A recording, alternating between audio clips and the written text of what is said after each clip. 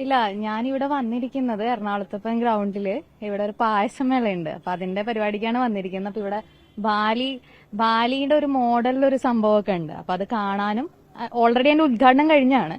അപ്പൊ ഞാൻ അന്നും വന്നിരുന്നു. അപ്പൊ അത് കാണാൻ വേണ്ടിയിട്ടാണ് ഇവിടെ വന്നത്. ഇപ്പൊ ഇവിടെ പായസമേള ഉണ്ട്. ഒരുപാട് തരം പായസങ്ങളുണ്ട്. അപ്പൊ നിങ്ങളെല്ലാരും വന്ന സ്ഥിതിക്ക് പായസമൊക്കെ കഴിക്കണം.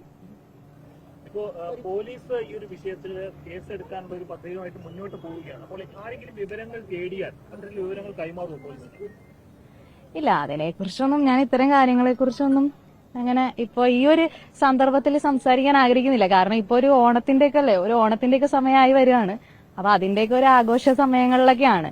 അപ്പൊ എന്തൊക്കെയാണെന്നുള്ളത് എല്ലാവരും തീരുമാനിക്കേണ്ട കാര്യങ്ങളാണ് അതൊക്കെ. അല്ല, ഞാൻ അതൊന്നും ഞാൻ പറഞ്ഞല്ലോ, ഞാൻ അങ്ങനെ പ്രത്യേകിച്ചൊന്നും പറയൊന്നും ചെയ്തിട്ടില്ലല്ലോ. അപ്പൊ അതിനെക്കുറിച്ച് ഞാനിപ്പോ പറയാൻ ആഗ്രഹിക്കുന്നില്ല. ഇനി തീർച്ചയായിട്ടും പറയുന്നതായിരിക്കും.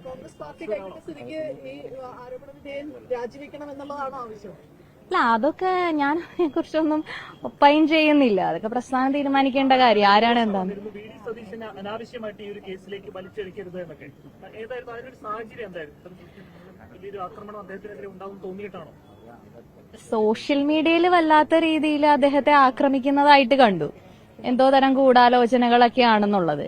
ഞാനൊരു ഇന്റർവ്യൂവില് സ്ത്രീകളുടെ പ്രശ്നങ്ങളെ കുറിച്ച് സംസാരിച്ചപ്പോ പറഞ്ഞുപോയ ഒരു കാര്യം മാത്രമാണ്. അതിനകത്ത് ഒരു ഗൂഢാലോചന ആരുടെ ഭാഗത്തു നിന്നുള്ള ഒരു ഗൂഢാലോചന ഉണ്ടായിട്ടില്ല. അപ്പൊ അതുകൊണ്ട് അത് ഞാനൊന്ന് വ്യക്തമാക്കിയെന്ന് മാത്രമേ ഉള്ളൂ. ഒരു വ്യക്തിയെ വെറുതെ മനസ്സാവാച കർമ്മണ അറിയാത്ത ഒരു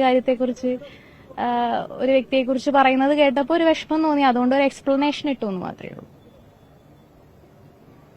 ശരി, താങ്ക് യു.